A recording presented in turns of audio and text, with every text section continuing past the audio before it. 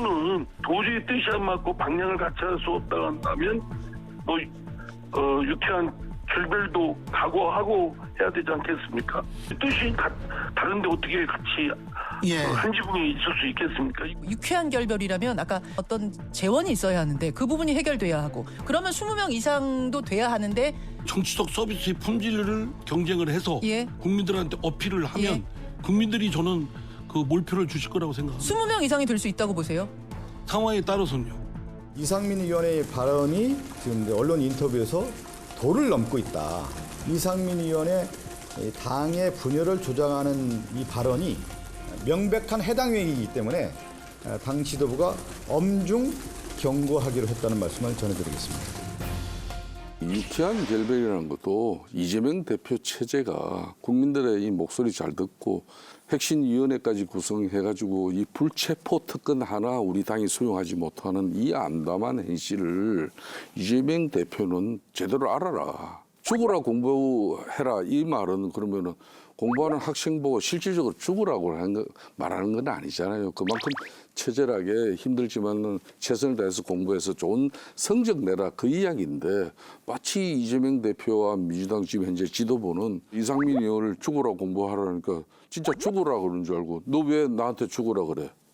너 앞으로 그런 말 하면 그냥 안 들 거야. 이렇게 경고 조치한 거죠. 이제 듣기에 따라서는 이거는 야 공부를 그렇게 할 바에는 나가 죽어 이렇게 이제 충분히 들릴 수도 있는 참 저 해석 잘하시네.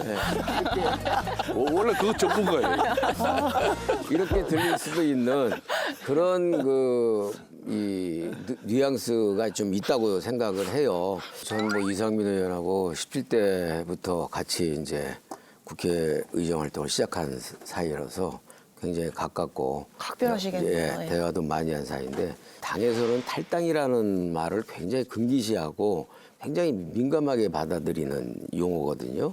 분당이란 말은 더더욱이 그런 것이죠. 그래서 지금 현재 상태에서 분열, 분당 이런 이야기 용어는 사건의 지평선을 넘겨버리는 그런 아주 극단적인 어떤 반응으로 받아들일 수 있는 것인데 이상민 의원도 겸하게 받아들여서 수습하는 게 좋겠다. 이렇게. 저 이제 이상민 의원님 얘기 좀 직접 들어봤는데 이번에 도전해서 육선 의원이 되고 국회의장이 되겠다 이런 포부를 또 밝히시더라고요. 그래서 그런 관점에서 좀 제가 뭐 깜냥은 안 됩니다만 오선 의원 하신 분께 뭐 조언 아닌 조언을 드리자면 내가 생각하는 민주당의 혁신 방안은 이래야 된다라고 방침을 내놓고 그것과 함께 할 수 있는 당내 세력, 당 외에 있는 세력들을 규합해서 정말 민주당 선거가 승리할 수 있는 그림을 만들어주고 그런 지도력을 발휘하신다라고 하면 그 힘을 가지고 육선도 도전하시고 또 그렇게 해서 원내로 들어오는 많은 후배 정치인들의 지지를 받아서 국회의장에 가실 수 있을 것 같은데 좀 너무 동떨어진 말씀을 언론에만 하시지 말고 당내에서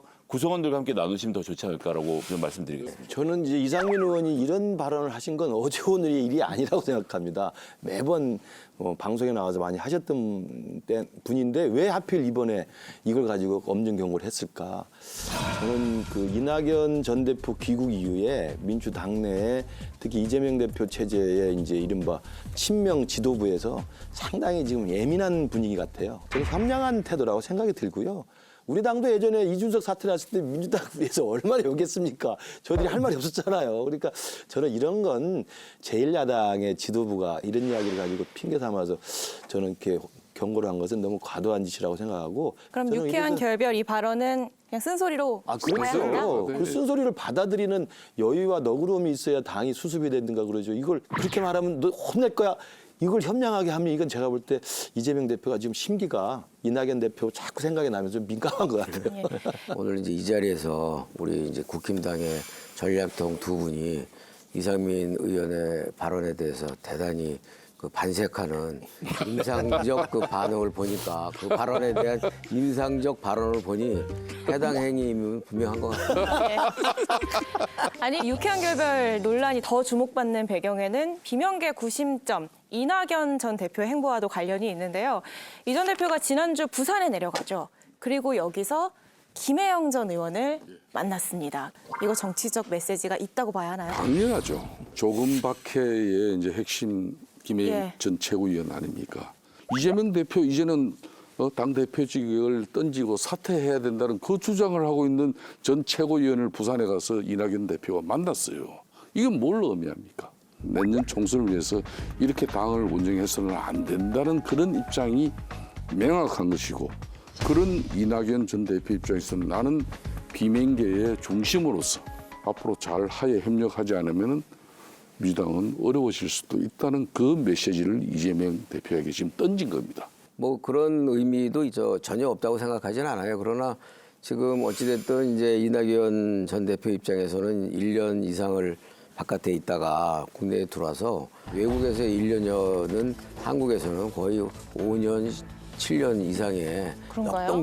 역동적인 변화가 있잖아요. 그러니까 지금 이낙연 대표가 국내 정치적 상황과 환경 변화에 대한 그 정보 파악과 적응 기간을 갖기 위한 행보라고 생각을 하고요. 그냥 그 정도 만남이었다? 네, 다양한 의견 수렴의 한 일환으로 만난 것이지 그 이상 그 이하도 아니다. 저는 그렇게 봅니다. 어쨌든 민주당이 잘 안 됐으면 생각하시는 분들은 이낙연 대 이재명을 해서 계속 붙었으면 좋겠다고 생각하시겠지만, 국가 지도자를 꿈꾸는 이낙연 전 대표라고 한다면 저는 윤석열 정부에게 각을 세우고 본인의 비전을 보여주실 거라고 생각하고요. 사이가 좋아지는 문제가 아니라 그렇게 만나서 한번 웃고 지나가고 또 각자의 정치를 하시겠죠. 그럼 김혜영 전 의원을 만난 거는 말씀하신 것처럼 그냥 원내외 인사를 만나는 만남 중 하나였을 뿐이다. 뭐 이제 거기에다 저는 과도한 의미를 부여할 필요는 없다고 보는데, 예를 들어서 거꾸로 그렇게 정말 이낙연 전 대표가 생각하고 정치를 하시면 그건 좀 글쎄요, 뭐 저 같은 정치 초보가 감히 말씀드리자면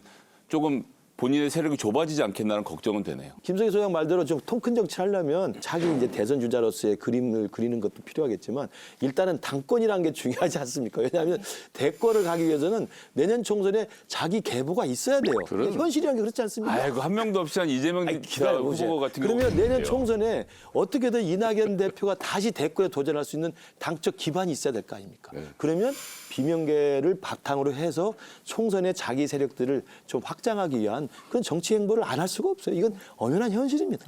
여기 잘못되라고 빚는 게 아니고 엄연한 현실인 거예요. 유쾌한 결별 그리고 이 명락 회동이 이렇게 이목을 끌고 있는 건 민주당의 혁신 의지가 무엇보다 필요한 때라는 걸 텐데요. 민주당 혁신이 출범 한 달 가까이 되도록 사실 뚜렷한 성과가 없는 상황입니다.